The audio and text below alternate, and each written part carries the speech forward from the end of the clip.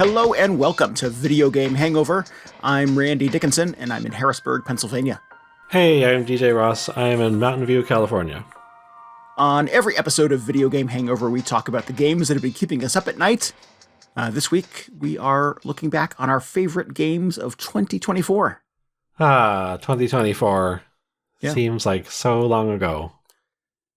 We're probably like the last video game thing in the universe to do our favorite games of 2024. I know, like everybody does it in July now. It is, right, yeah. Yeah, I was thinking it's a little weird, like the Game Awards are the first week of December, and I'm like, there's still 3 weeks left of the month. Yeah, like they don't even do the Oscars until, I don't know, they wait till the year is over at least. That's true, correct, yes. I feel like that's really what all they want the Game Awards to be, so why wouldn't they just do it like that? The Oscars of video games. Yeah, sounds amazing. That's what I want. I mean, the cool thing about the Oscars is usually it is a list of movies I've never heard of. And it, kind of inspires me to like, oh, what is that? Let's check that out. Let's dig into that. Let's look for that. And because it gets Oscars attention, like, they start dropping them into movie theaters, and the little indie theater near me gets Academy Award nominated films and stuff. And you get kind of like, free marketing for your little indie movie. I don't know that the Video Game Awards work that way. It's like, well, you didn't go and play the Elden Ring DLC thanks to the Game Awards? Like, what is that? Yeah. Yeah. Little known developer from software. So, yeah, I'm not sure if like the marketing outcome, the publicity outcome of the Game Awards is quite the same as the publicity and marketing outcome of being nominated for an Academy Award for a little indie movie that nobody's ever heard of. Yeah. Oh, man. Well, here we are talking about the Game Awards. How did this happen? Yeah. Sorry. Let's see. It is the second week of 2025, and we still don't have a new Nintendo console. I'm so sick of it at this point. I can't take it anymore.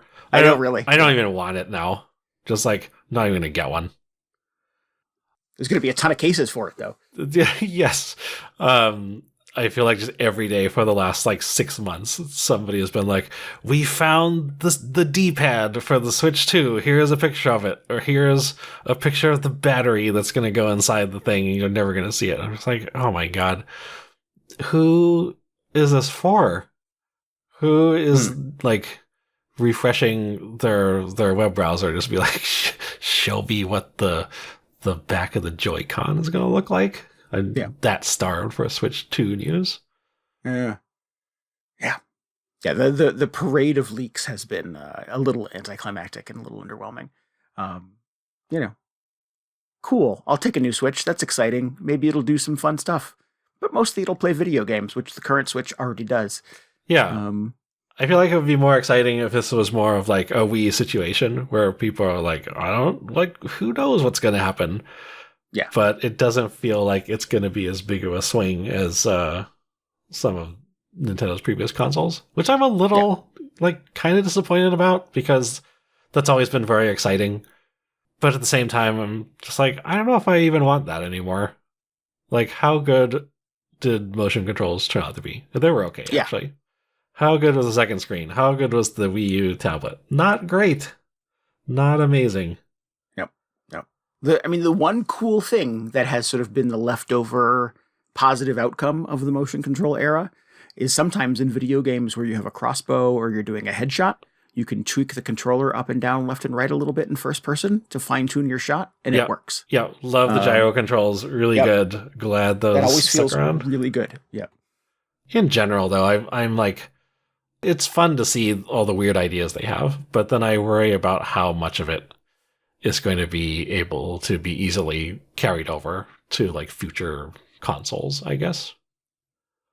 Like when in the last generation, when Sony was like, oh, we've got special triggers or whatever, or haptics in the controller, I just immediately thought, okay, well, when I want to play this game on my PlayStation 10 or whatever, a few generations down the road, is the controller still going to have like, weird fancy triggers, or is it just going to be like, oh, you can't use this feature anymore because just everybody decided they don't like triggers that work that way? Right. Yeah. Yeah. I mean, there will be inevitably 2 or 3 Sony first-party games that use that really, really well, or at least in some interesting way.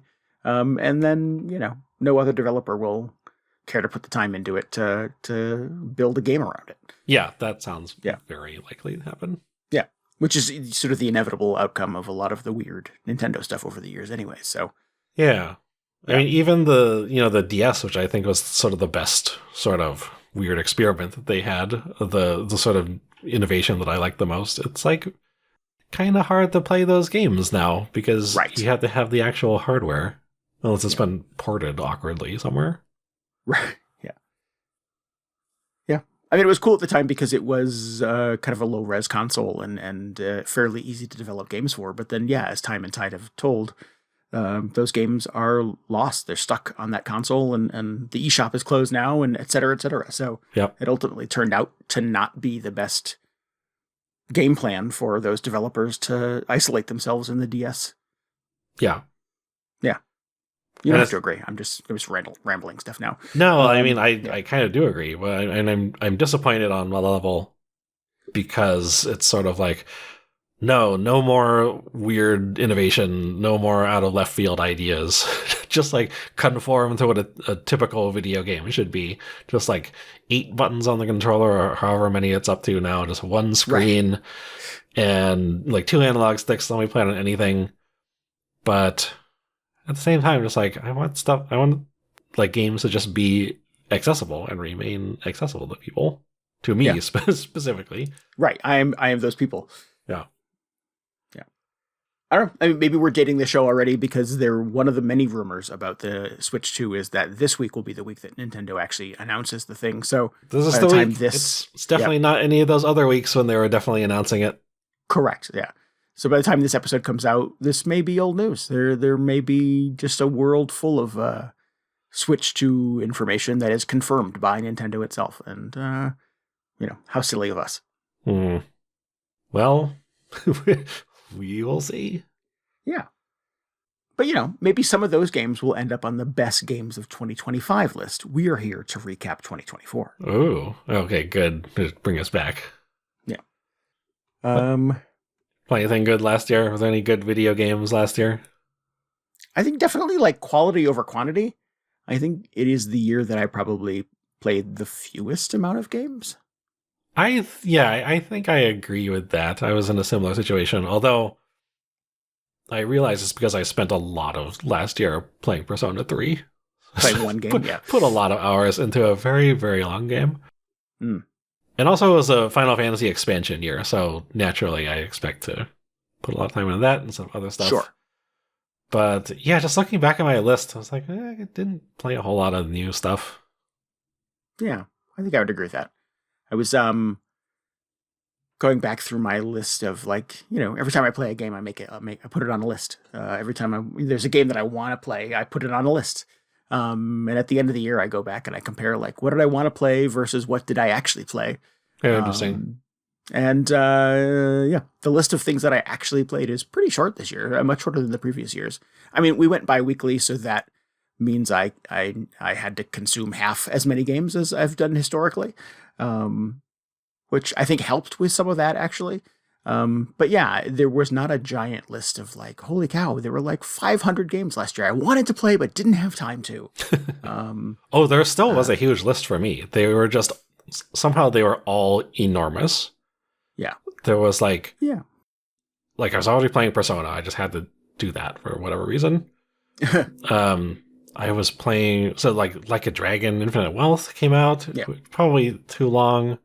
I played through that whole Yakuza side story before that, just as like a lead-in to that. Oh, right.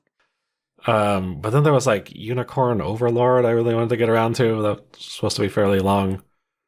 The new Final Fantasy VII Remake Chapter 2 came out, and I was like not super excited to play that right away, but then it got like pretty glowing reviews from everybody who tried it out.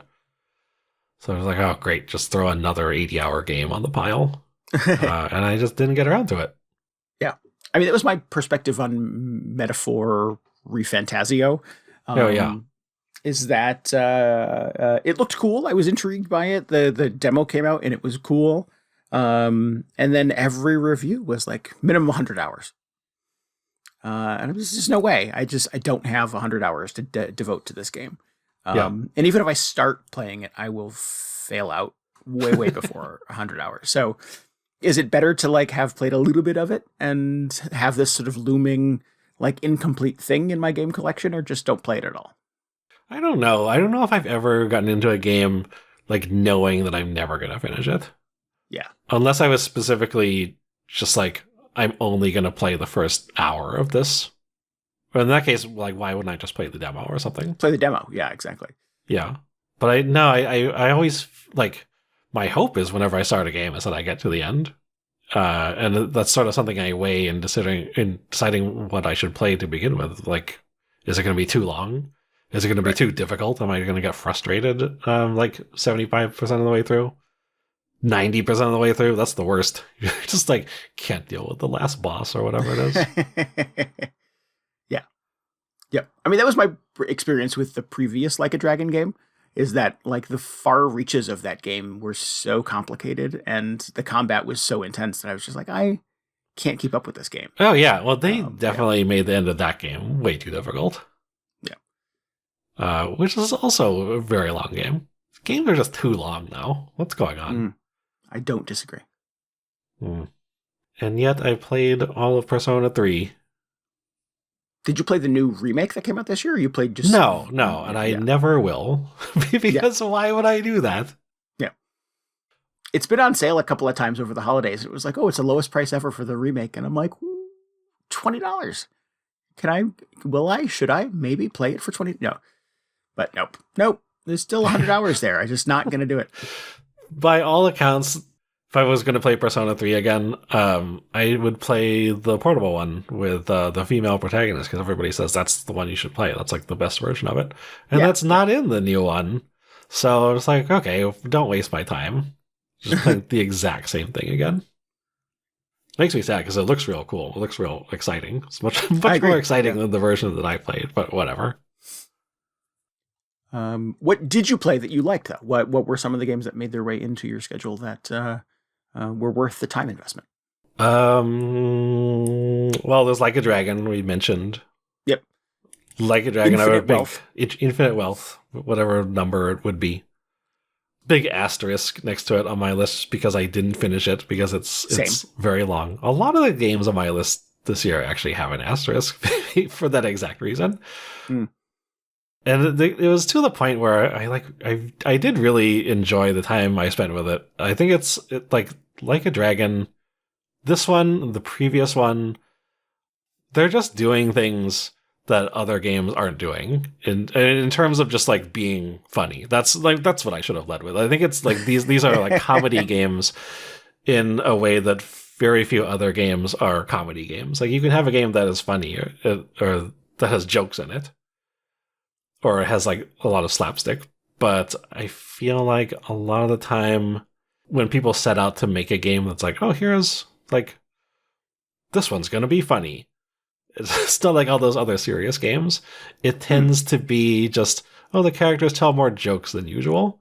But in these last two Yakuza games, or Like a Dragon games, or whatever they're calling them, the humor is just everywhere. And I guess that's been true to an extent with the like more traditional Yakuza games before Ichiban stepped in. But these last two especially, it's just like over the top silliness in everything. It's like the writing, the combat system, like all the jobs that you play as are super wacky. All the attack animations are like just hilarious to watch. Right. And it's just like, I feel like very few other games are doing that. Or, there are a lot of games out there that are doing that. I'm not playing them. So gotta figure out which ones those are. Yeah. Well, and to do it so well, considering that these are not games that are written in English for the first draft, I presume. So there's some miracle of localization that is happening here that is still keeping these games kind of funny and relevant to my sensibilities and my sense of humor. I I feel like that is a huge accomplishment because, you know, there's a big cultural difference between what is funny sometimes in other countries and what is funny in the United States. And so for the fact that both of these Like a Dragon games work, mostly, on a humor level is a minor miracle, I think. Yeah, yeah. I can't imagine, these can't be easy to bring over. In fact, I would be fascinated, especially with this latest one, just seeing how the entire localization process worked, because it's like a bunch of Japanese people. They're in Hawaii. So it's in America. Everybody's speaking English, supposedly. But there are some people that speak in Japanese still. Some of them are like Americans, some of them are Japanese. I'm playing with the Japanese language track. But then just some people still talk in English for some reason. And I'm just like, how do they decide what line is going to be in what language? It's very mysterious and kind of fascinating to me. But yeah, just an incredible localization overall. Yeah. And like you said, yeah, a lot of the humor, or at least, yeah, I'd say a lot of the humor comes through still. Yeah, totally. Yeah, it's Infinite Wealth is such an interesting proposition that it's like a big open world exploration kind of mystery solving game in a lot of ways, role playing game that takes place in Hawaii, and I can't think of another open world game that takes place in Hawaii. So the environment alone is unique. So the cultural perspective of a Japanese person living in heavily Japanese or Asian influenced portion of America, and the clash between those things is interesting. It's seriously goofy and weird. Everybody on the cast, for the most part, is over 40 years old, which is not a thing that happens in video games. We've talked about that before. So it's just every sort of prospect of the new Like a Dragon games is so unusual that any of them could be the reason it fails. So the fact that these are super playable and super fun, and Ichiban continues to be this really magnetic and fun character, who is basically kind of the human equivalent of a golden retriever, is just it's super likable. There's so many things about it that are fun and compelling. It should be interesting for 100 hours, with that sort of collection of things going on. Yeah. I think it would be. It's just that there are other things that came out that I wanted to play. Right, exactly. I had such a hard time stepping away from this. Yeah. I tried real hard. Yeah, yes. I still think there's just too much dialogue. They gotta cut it down a little bit, and then it would be a little more manageable. It's not even that there's there's 100 hours of just mini games to do, but also people just talk too much. Yes, brevity is not its strong suit. So yeah, if there's definitely anything that I could be critical of Like a Dragon for, it is 8 hours before anything significant even happens in the game. Yeah. I guess 8 hours before you even get to Hawaii or something like that, if I remember correctly. You're not wrong. Yeah. Yeah. So, I'm intrigued by kind of the pattern they have where they do kind of the big Yakuza game or Like a Dragon game with a smaller thing kind of in between. And the smaller things I've not really played. But I would like Ichiban to be in one of those. I would like something that's a small side story to Like a Dragon that is maybe not 100 hours. That is some manageable, I don't know, pick a magic number, a number of hours 40 that allows hours. Me to actually, that allows me to see credits roll on one of these things, because that's so long. I know, it's ridiculous. I really like the side story one, though, the one that immediately preceded this. And it wasn't 40 hours. I think it was 20, which is long for a side story game. And also, I probably wouldn't even recommend it to you because it was the other guy. He was the focus in that one. Right. But they've shown that it can be done. They can create a brief experience, at least in the context of a Like a Dragon series. So I'm sure Ichiban will get his someday. Yeah. The new one is the pirate one. That looks kind of fun. I don't know. Wasn't really on my. Play that one. Yeah, it wasn't really on my radar. But just last week they did the Like a Dragon Direct, and I was like, oh, this looks like fun. Yeah, I don't know. We'll see. Yeah. So many games. There are a lot of games. Man, I'm trying to decide right now, what the next big game I get into is, and I feel like the answer might just be I should finish Infinite Wealth. Ugh. Yeah. I mean, it's about a year since it came out, so. Yeah, it'd be a nice thing to do for the 1 year anniversary. The 1 year anniversary of Infinite Wealth. Continue playing that game that doesn't end. Oh my god. One of my favorites from last year was a game that came out really late in the year. Actually, I've never actually talked about on the show before.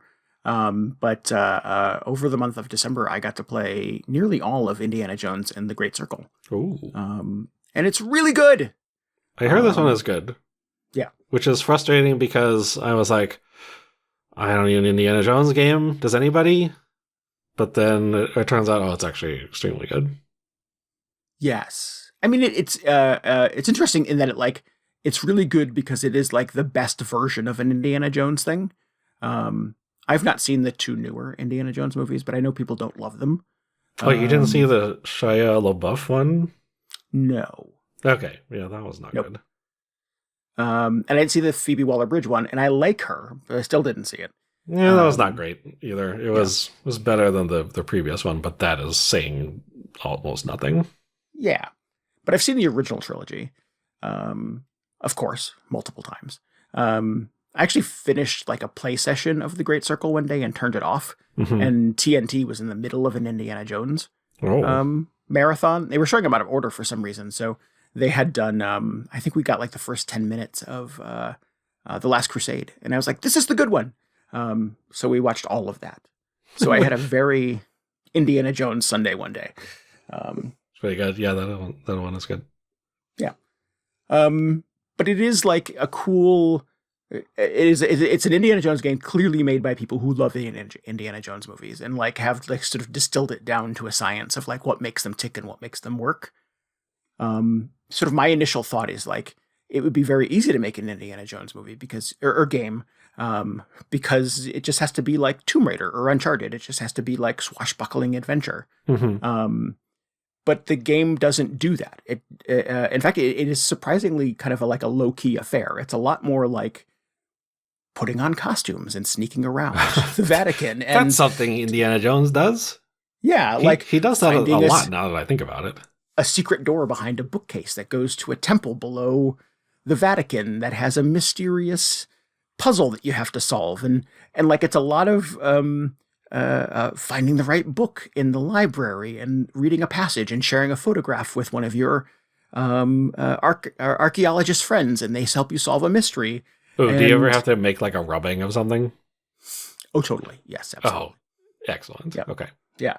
So it's a lot more of that stuff. And then the actual sort of like the day-to-day, minute-to-minute kind of gameplay feels a little bit more like a Deus Ex or a Dishonored, honestly, because it's first person and you're sneaking around and trying not to get caught and putting on disguises and things like that. And it does not take the easy way of just like doing like a jeep chase or a dog fight airplane thing over SS Germany.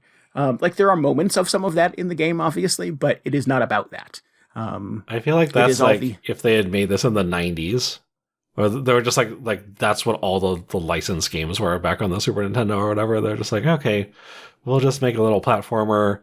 He's got a gun and a whip, because that's just how you made a licensed video game back then.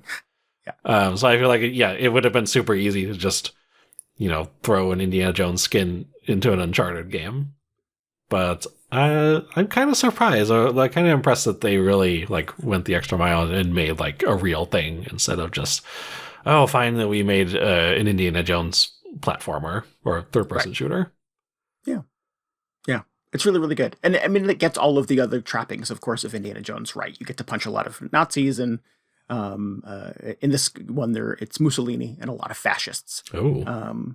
So, ripped from the headlines, obviously. But yeah, no, it's a really, really good time. The first time you get on a plane and you like hop over the ocean and fly someplace else, and it goes to like the weathered old map with the little red line. It's good. It's just like everything I want from an Indiana Jones movie. Yeah. That's gotta be like, I mean, you can only have one thing. I mean, you probably should have like the whip, but then you gotta have the map with the little airplane flying over it. Yeah. I love the whip. The whip is so fun in first person, and there's so much stuff you could do with it. How does that work? Or so like it works well, it sounds like. I don't know if I've used a whip in a video game.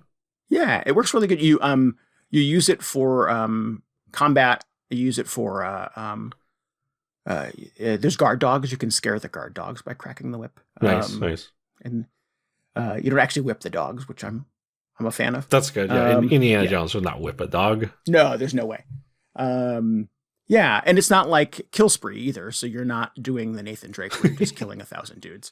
So you're mostly trying to knock people out. So you'll like hit them with the whip and drag them to you and then choke them out, and stuff like that. So it's and use it for a lot of exploration. You use it to like swing over gaps and things like that, of course. Nice. You can pull things down. So if there are things on a high shelf or obstacles that are high up, you can use the whip to attach them and yank them.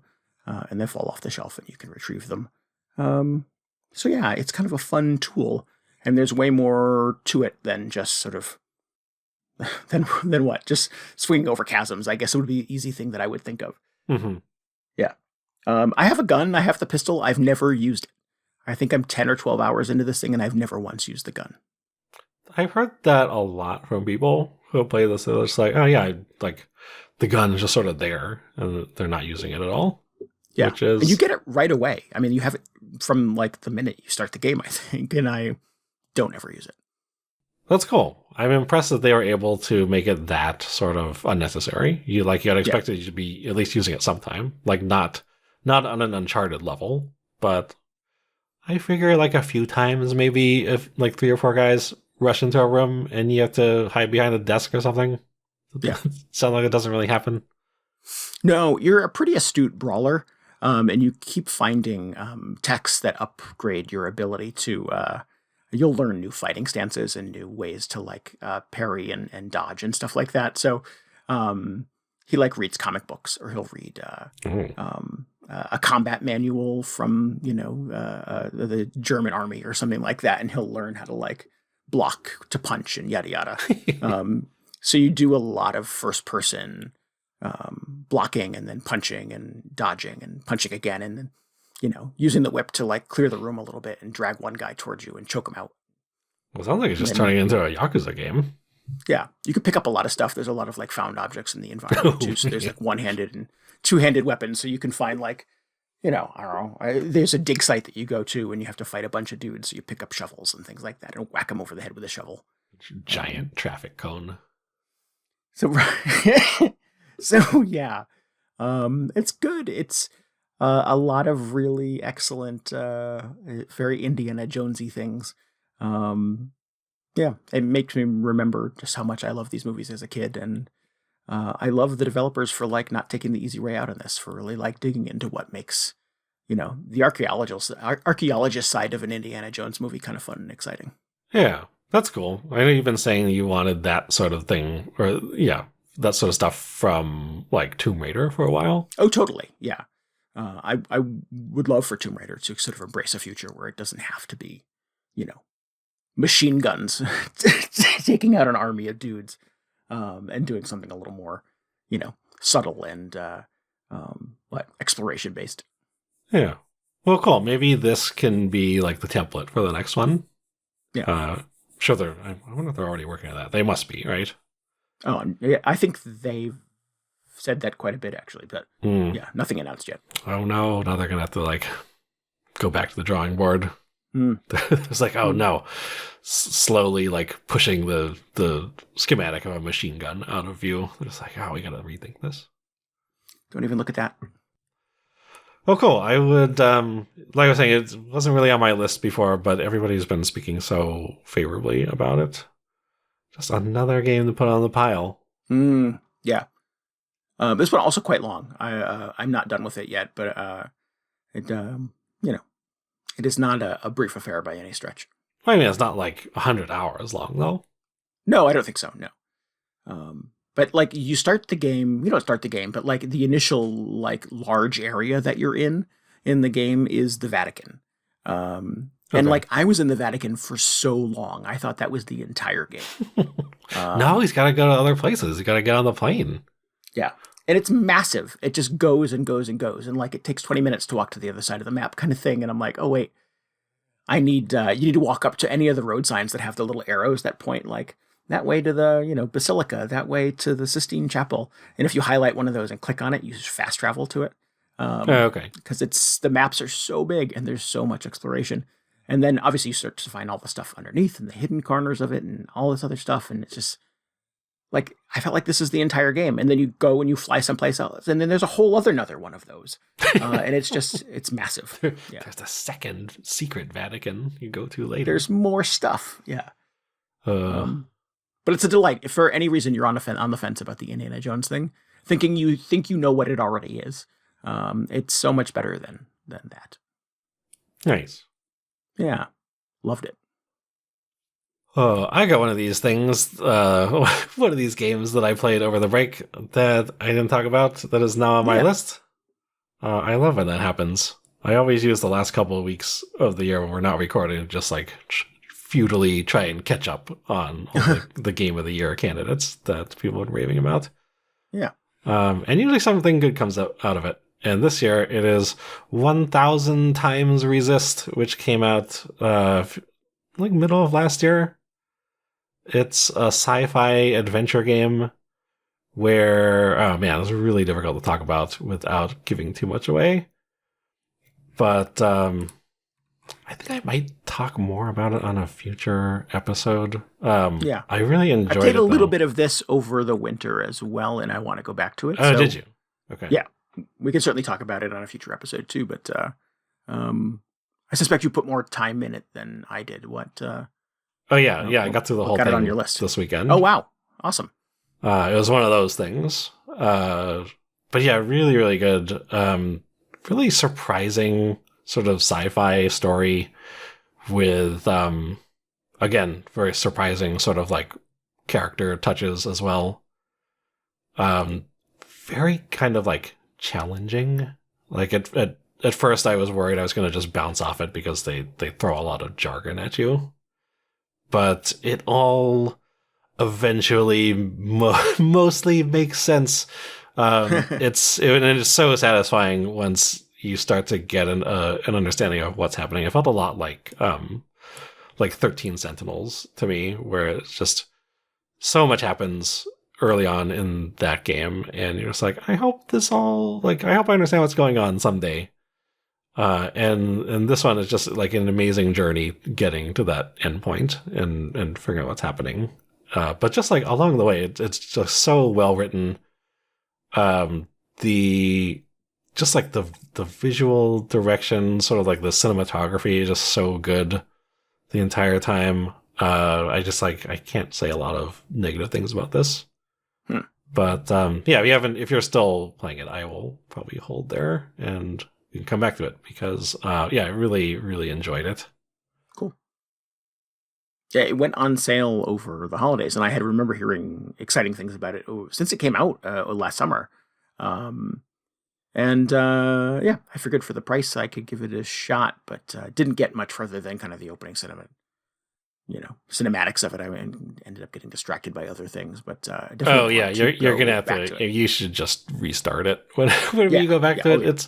It's one of those things where there are multiple times in the middle of the game I just like pause it, and like there's a chapter select in games you can go back and replay things, or sometimes I would just go to like somebody's YouTube playthrough to get myself caught up because I was like, I don't know if I caught everything from this scene. It's just one of those things where, it's like the first time you watch Memento, where you just like can't pick up all of the information the first time.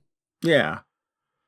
So I really enjoyed that out of a story like this. So it was very exciting to see that executed really well in 1000xRESIST. It is sort of very kind of narrative heavy, right? That's kind of its thing. Oh yeah. There's like no third person shooting or anything like that. It's mostly a story game. It's a kart racer, right? And then there's a kart racing finale. Inexplicably, I don't really understand why that was included, but whatever they wanted to do. Cool. Yeah, that's on my list. I'm excited about that. That's definitely one of my one of Get To's from last year. Yeah, it's one of those games, or like imagine movies you've seen where after you finish watching it, you're just sort of like thinking about it for the next few days, or just like immediately running to the forums and being like, what have people been saying about this for the last 6 months when I wasn't playing it? The ending of 1000xRESIST explained. Yeah, exactly. Yeah. So yeah, that was really good. Cool. Where did you play that? It's on Switch, I think, I played it on the PC? Switch. Yeah, I played it on the Switch, and it's also on Steam. I feel like the Switch, oh man, this would have been a good Switch 2 game, because it is, the Switch is really struggling to run this thing. At first I thought it was just like sort of like a lo-fi aesthetic that they were going for, but then I saw some of the YouTube clips I watched were clearly from the Steam version. I was like, oh, this looks much better. and runs at more than like 20 frames a second. But from what I understand, it was very important to the team that they get it on the Switch. And it wasn't unplayable by any means. It's just it wasn't as smooth of an experience as, you're playing it on a fancy PC. Right. I've heard exactly that, and I ended up, because it was on sale on the Switch and it was on sale on the Steam shop. I think it's just called Steam, right? It's not the Steam shop. It's just it's on the Steam shop, the store, the Steam store. At the same time for about the same price, and I was like, which one runs better? So because I have the fancy Steam Deck OLED now. Oh yeah. So I ended up going with the Steam Deck version of it because it is deck verified, and I bet it looks great on the OLED. It technically doesn't look amazing on the Switch. I mean, just because it's like sort of low resolution, and like I said, the frame rate's choppy, but man, the visuals are still like, just the art direction is so good. It's a lot of like neon and like dramatic camera angles and bright lights and contrasting darks and everything. So like, I'd love to see it on an OLED screen. It probably looks incredible. But yeah, so more on that later. I have more stuff to say about it, but I don't want to spend the rest of the episode talking about it. Yeah. Next one on my list, this feels like kind of the easiest thing for me to recommend from the past years, Astro Bot. This feels like a very sort of like engineered with Randy in mind kind of game. I love a good 3D platformer. This is a very, very good 3D platformer. It's just sort of like breezy and delightful, and occasionally like infuriatingly difficult. But typically like just super fun and easy to consume. It's, it's what the Mountain Dew of video games. It's just like, is that what it is? Infinitely drinkable. It's it's a confection. It is this like piece of pop candy that is just sort of like brightly colored and has little references to other video games in it, and crazy good music and just wacky eccentric characters, and occasionally is a little hard, but if you axe to the grindstone, you can kind of push through it real fast.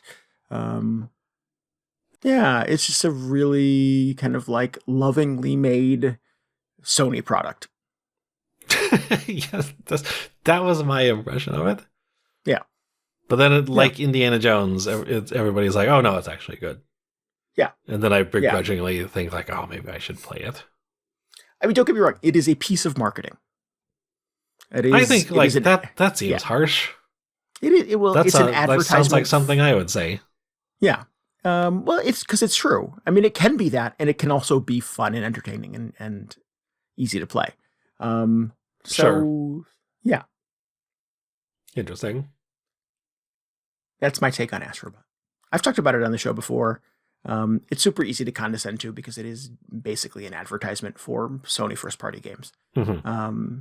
But at the same time, that's like weirdly been Sony's thing for a while. They're very like not even like character forward because they don't have a lot of their own sort of like mascot characters, but it's like, here's a piece of PlayStation hardware.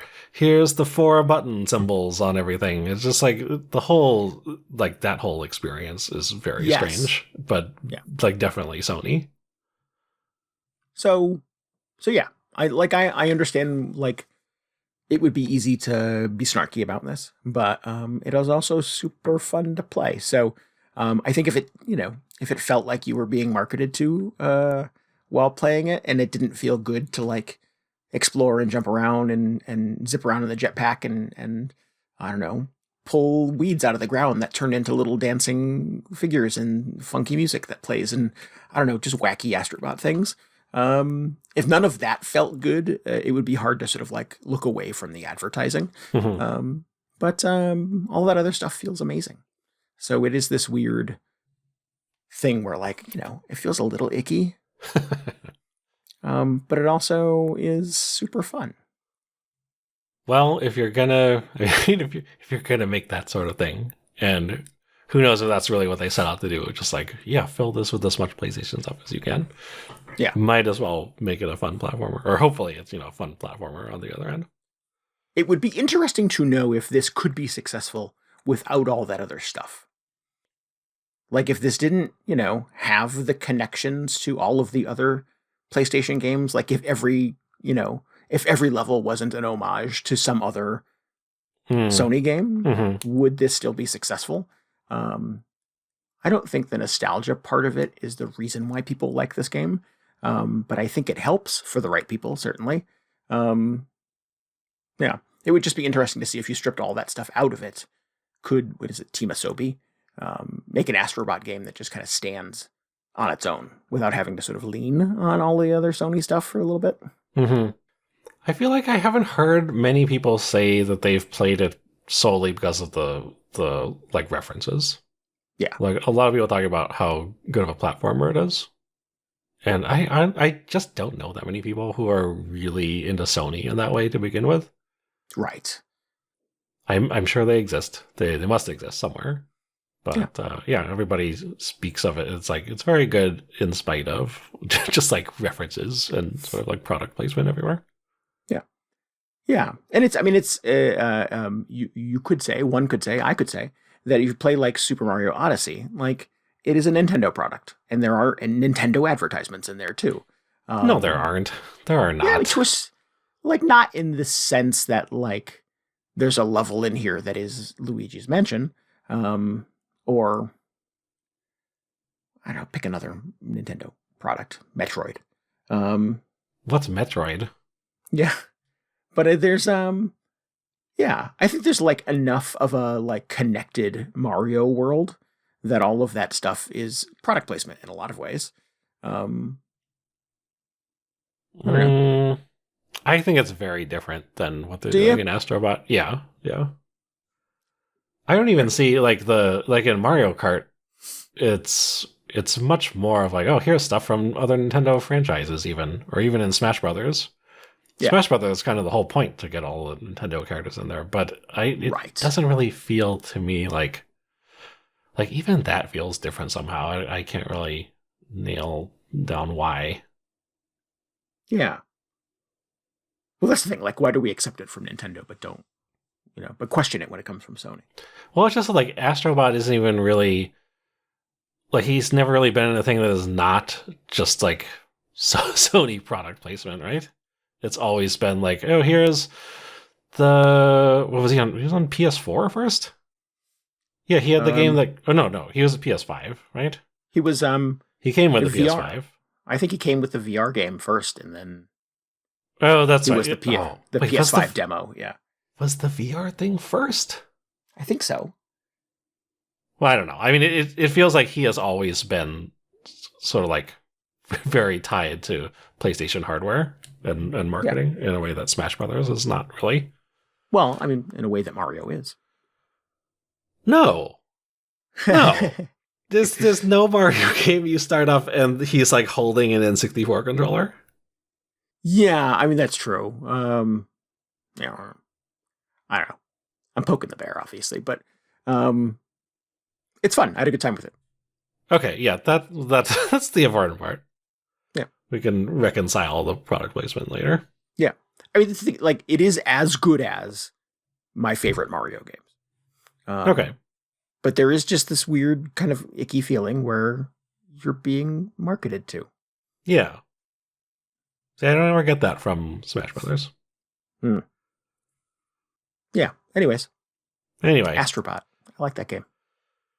Yeah, oh man, I keep having to remind myself that I don't like 3D platformers. Otherwise, I was like, maybe I should play it. But You we'll should see. at least play the free one that comes with your PS5. No, see, I won't even do that. I'm just like, no, I don't. Don't show me that PlayStation Vita. I don't want it. maybe. After I finish Infinite Wealth. Speaking of PlayStation Vita, I played. It's not going anywhere with that. Content Warning came out last year. We played quite a bit of that, actually. Yeah. Yes. Yeah. That's true. I didn't even put that on my list, but hell yeah, we played a lot of that game. Yeah. And I just think, like, there's not a lot to it, but man, what a great idea for a game. It's especially, it like very closely followed, what's the other one? Lethal Company, which is like the spooky, you're not making videos in that. You're cleaning out scary underground bunkers or something like that.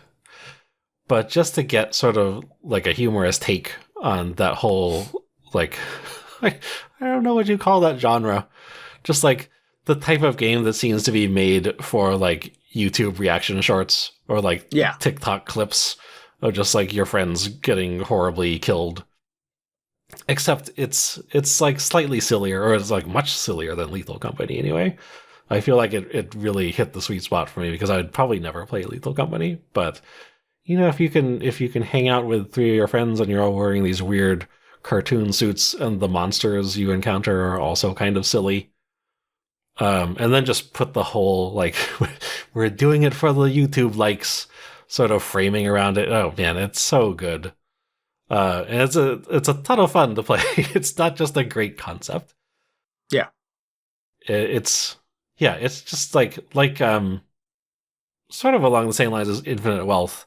I feel like it's just funny the entire time you're playing it. It's a little spooky, but it is surprisingly spooky sometimes. Yes. Yeah, but the whole time it's just like whimsical and weird, and I really like the specific area the game landed in. So yeah, very very good. Yeah, it's not like the easiest game to control either. It's not like, because I think if you had like characters that weren't like these weird like floaty ragdoll physics, and you were actually like able to move quickly and juke and run, it wouldn't feel nearly as good when a monster shows up. Oh yeah, I think it's all sort of calculated. Oh totally, yeah. Like a monster shows up and drops from the ceiling and starts eating your friend, and you're like, you want to point a camera at it because you know it's important to get likes, but you also don't want the monster to come get you. And what if the monster has friends and stuff like that? And you know, you're running out of oxygen, you're running out of battery, so there's all of these ticking clocks that sort of go with it. And you have to make your way back to the ship to get the hell out of there. Yeah, none of it feels great. None of it controls beautifully, and it just, you're stumbling over yourself and over these shoddy controls, and also trying to point the camera at your friend getting eaten. It's just, yeah, it's kind of sadistic and weird. And like, I don't necessarily get like the TikTok dare culture thing, but like I get the concept of like Jackass and things like that. So like, oh yeah, that totally, like, I understand that. That makes sense to me. So it's, yeah, it is this weird like collection of things that shouldn't work, and are kind of a little kind of antisocial and weird, but like, there's something about this that kind of adds up to a very fun time. And like, you get to the end of 3 days and your YouTube channel either fizzles or you get enough likes to go on for one more day or whatever. And it just like, you want to keep going and keep doing it. And even though there's not a ton of content in it and not a ton of monsters, it's just like, oh no, it's a clam thing again. It's here to get me. He's looking at me, Ray. Yeah.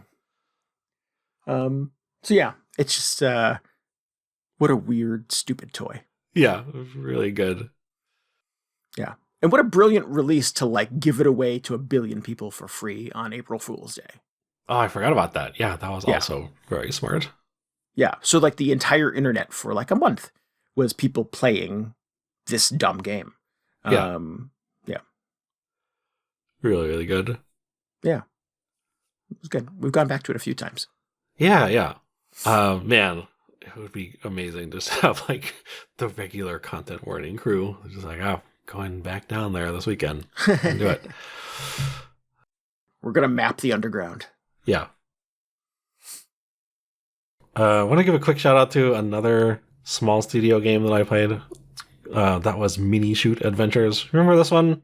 It was like a top-down 2D shooter, or like a twin-stick shooter, Metroidvania / Zelda. Played a lot of this early last year. Just a very sort of like humble, like indie game.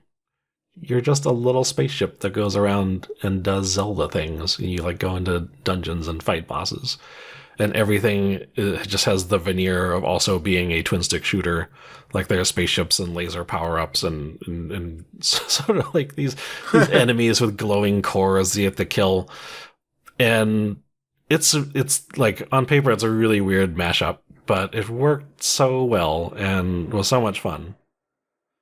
I feel like it flew mostly under the radar. Yeah, I do remember you talking about it on the show, but I don't know that I heard about it in any other context other than from you. So yeah. I thought it was really good. It's one of my favorite games from last year, so just have to give it another nod. Cool. Where is that playable?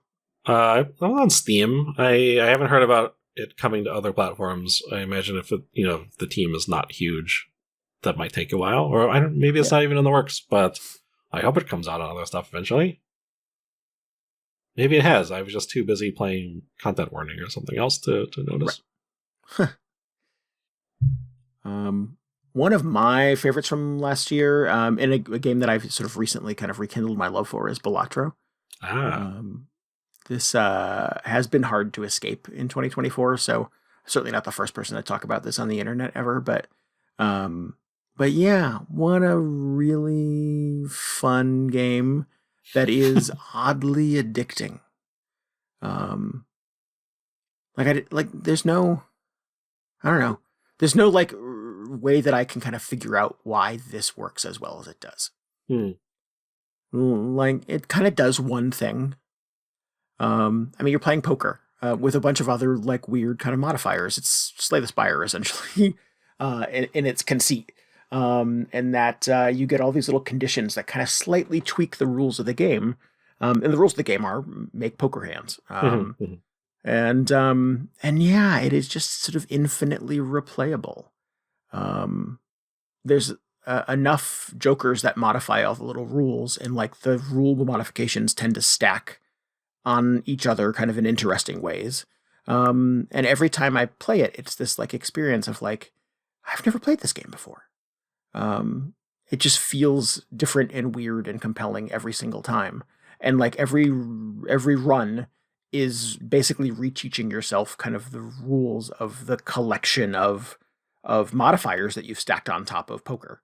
Yeah, I don't know. It's puzzling how well this works.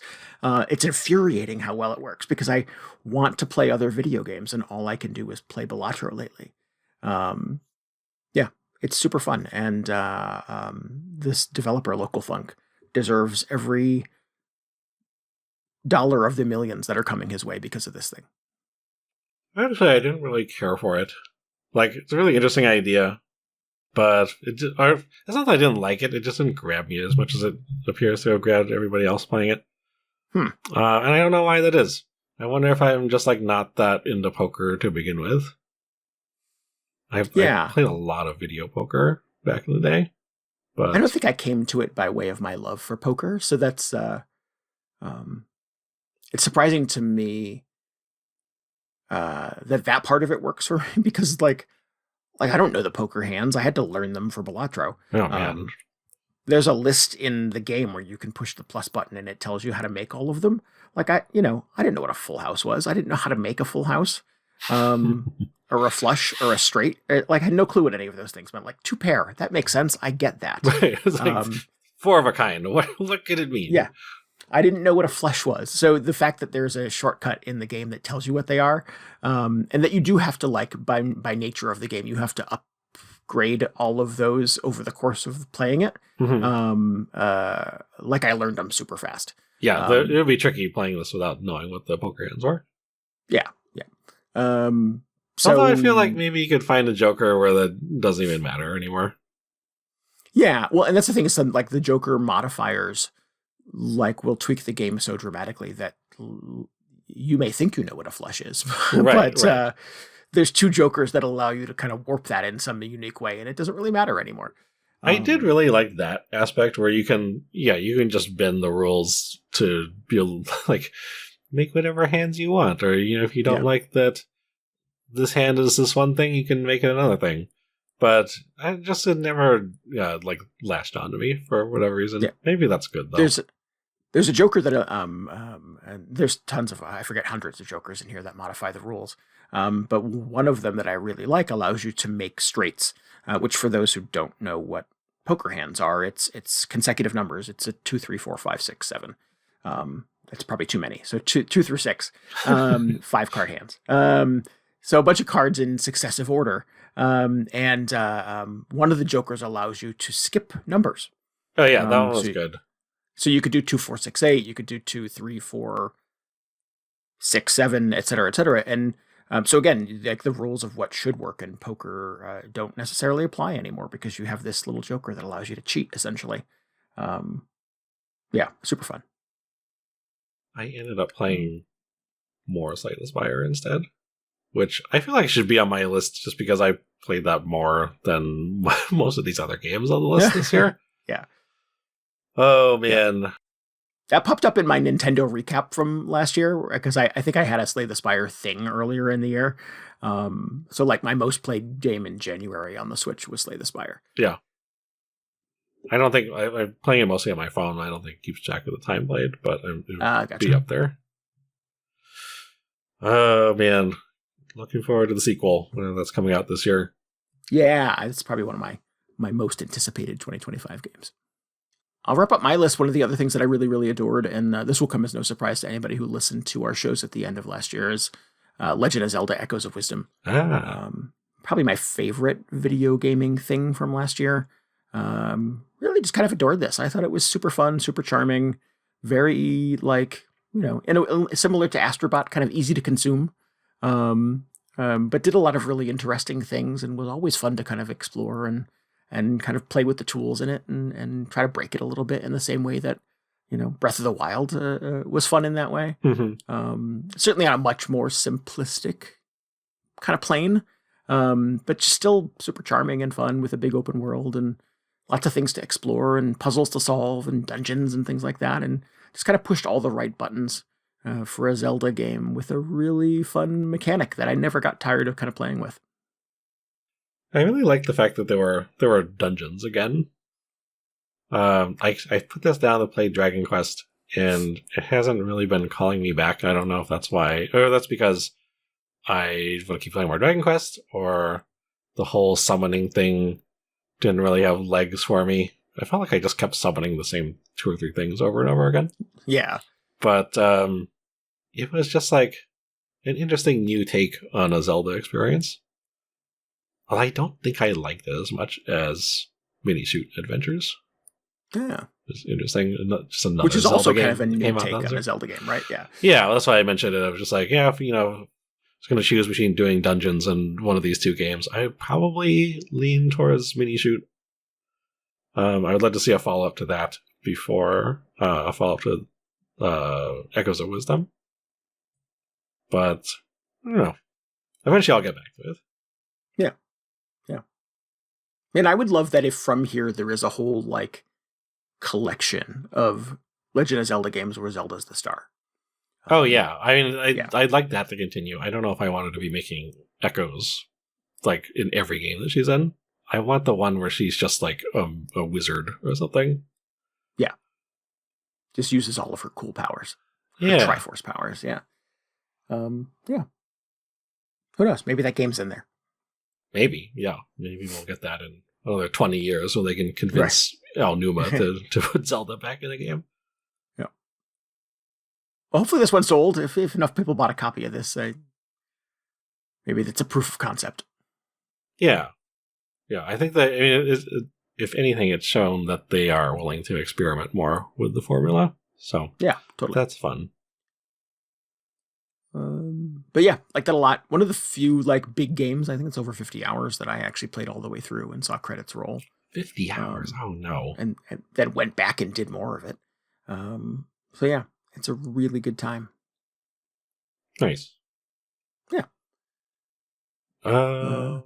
What else? Oh man, I didn't put Infinity Nikki on here. That should be on here, maybe. I'll talk about that later. That was good. I have some honorable mentions. I have games that like started and never quite finished. I have a lot of those. Yeah, the new Prince of Persia game, The Lost Crown. I like that a lot, but it was really difficult. Like, oh really? Super, like lots of fun kind of Metroidvania exploration and puzzle solving and stuff like that. But that was the 2D one. Yes, 2D one. Okay. But like surprisingly difficult, like boss encounters and boss fights and combos that you have to learn and stuff like that. And I'm just not good at that kind of game anymore. So, even playing it on kind of easy mode, just kept getting my ass handed to me by bosses and could not keep all of the, So, I don't know if I will go back to this one, unfortunately. It was a pretty significant, like, barrier to me being able to enjoy it. But beautiful game and super fun, and nice to see Prince of Persia back. But I thought it was real difficult. I played the demo and I don't remember it being super difficult. Yeah. But I don't know, maybe I blocked it from my memory. The one thing I remember about it is that the feature where you can mark something on your map and it takes a screenshot of the room to remind you why you marked it is probably the smartest feature in any Metroidvania game. Every Metroidvania game should have that from now on. There's no excuse not to. And I will never, ever play Hollow Knight again because the map is terrible. That single feature would probably save that game for me. Yeah. That's really smart. I do like that about this game. But I saw that I was just like, oh my god, why has nobody thought of this up to this point? So good. Agreed. Yeah. What else is on my sort of like honorable mention list? Lorelei and the Laser Eyes. Super dense puzzle game that I've had like 3 attempts to play now and just keep like getting thoroughly overwhelmed. Yeah. See, that's one of those games where I'm just like, I don't know if I'll make it to the end. I'm kind of worried about starting it up. Yeah. Yeah, totally. Animal Well was one of those ones this year too, where I was sort of like, oh, I really like this. This seems really good. And put a lot of time into it, and just it got so like convoluted and I just got so lost in it that I couldn't sort of find my way back. I thought you finished that one. Finished is like subjective in Animal Well. Oh, okay. Like, no, I remember how this works. Yeah, that sounds about right. So like I did the main thing, but like finishing the main thing, like, oh no, you've barely scratched the surface. Yeah. And that is the point where I was like, nope, I'm overwhelmed. Time for another thing. I think a lot of people sort of tapped out at that point. If I'm thinking of the same thing. Yeah. But yeah. A very cool game. Very beautiful. Yeah. Also occasionally somewhat difficult. But worth it to kind of hang in there for a little while. Also on my list to play at some point. How about you? What did you could I start but not finish? I play a lot of spooky games in October. Oh yeah. Most of them are pretty good. Probably my favorite of all of them was Crow Country, which, since I was playing a different game every week, I probably only played a few hours of it, but I really enjoyed that. It was sort of like a survival horror light with a really cool retro aesthetic. And then still working my way through Dragon Quest III, the remake. That's been good so far. And then Infinite Wealth, the never-ending game. Maybe I'll finish it someday. Dragon Quest III the remake is my, like one of my regrets from last year. Like, I was super excited about it. I bought it the day it came out. I was like, I'm going to play the hell out of this.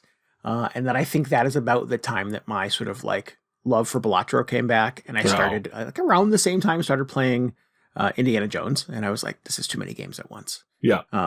So I had to pause on Dragon Quest III. I will get back to it. But so that's definitely one of my like, oh, if I had more time, if it didn't come out like, when did it come out? Like November 20 something. Yeah. Yeah.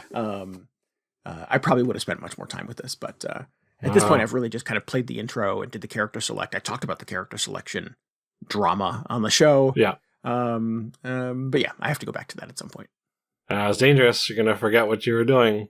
Yeah, I'll just start over. If all you've done is the intro and you're still in the first town, then you might be okay. But yeah, I've like taken breaks from it, and even having played it before, I'll start it up again and be like, oh, which direction was I walking in?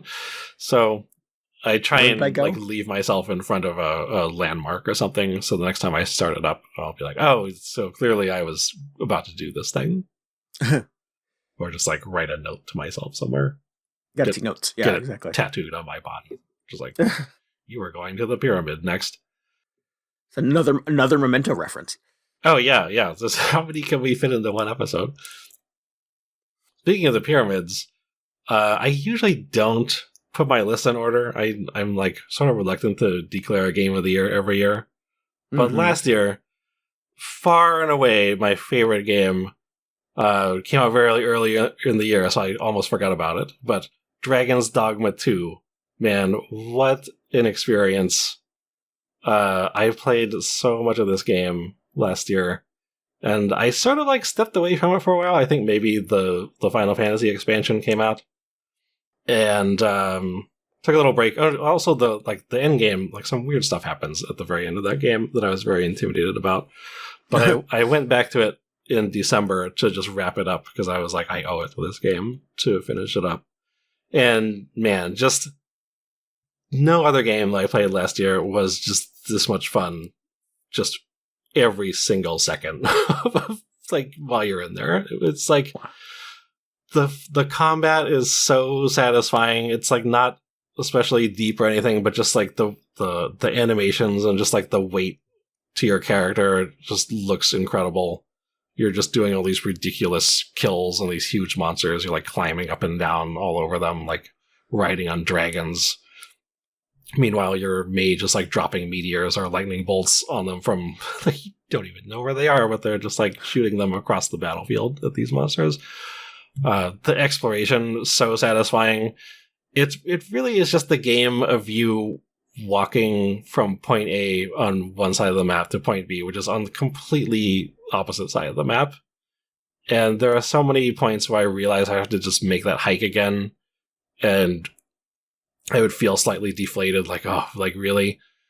We can't afford the fast travel stones still at this point in the game. But then as soon as I get on the road, I was just like, yep, this is what it's all about. Like, let's see what group of monsters is waiting for us behind the next corner or whatever. It's just so engaging the entire time. I think a lot of people like kind of dropped off it because like the story is not super deep or elaborate.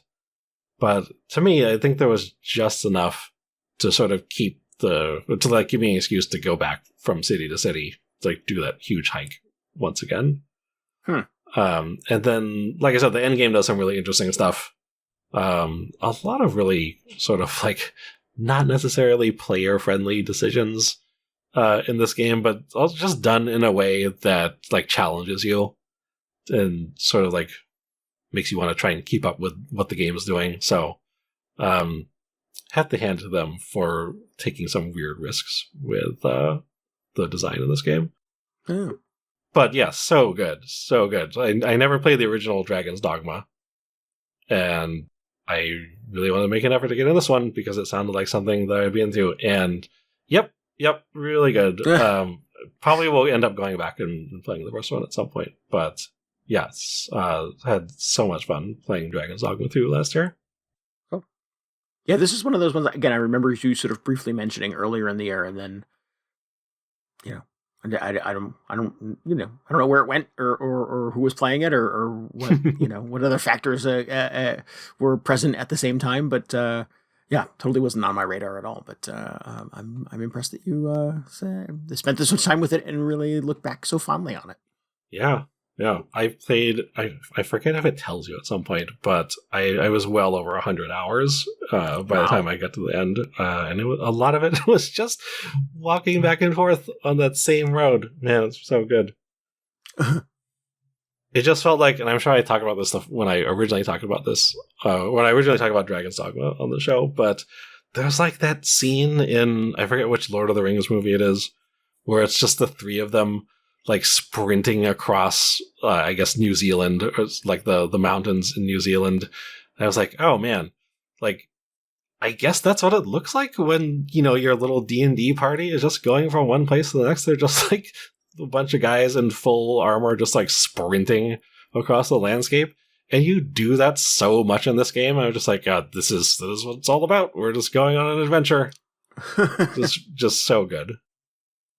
Well, cool. And very unusual for you to not play Dragon's Dogma 1 before this. So I was like, can I do it? I whenever this came out, like a month before, I was like, can I just put this entire game, like get through it in a month? And didn't seem possible, so I just went for it. But yeah, I'll go back to the first one at some point. Cool. All right. Well, I think that kind of ties 24 up with a bow. I think that's it. I think that's every game that came out worth noting. Yeah. Nobody played Elden Ring. Nobody played was that last year? That other game. Well, there was like DLC for it, which everybody loves that game. Nope. Nope. Yeah, no, I played it. All right, we should wrap this thing up. If you need any more video game hangover in your brain, you should follow us on Twitter at twitter.com/VGHangover. No, you probably shouldn't do that. You should go to Blue Sky. Oh yeah, not doing that anymore. We have a Blue Sky account though. So do that instead. Definitely. And you can always get show notes and links and tell us what you thought about this episode at VGHangover.com. We would love for you to join us on Discord. We're definitely still there. You can get a link to that at VGHangover.com. And it would help us out immensely if you could subscribe, rate, and review us on your podcasting app of choice. We are on a lot of them. Maybe help us out by telling your friends about the show too. Yeah, that helped us out a lot. We really appreciate it. 2025, everybody's New Year's resolution is to listen to more podcasts or something. I don't know. Yeah. Make any New Year's resolutions this year? Podcast related resolutions?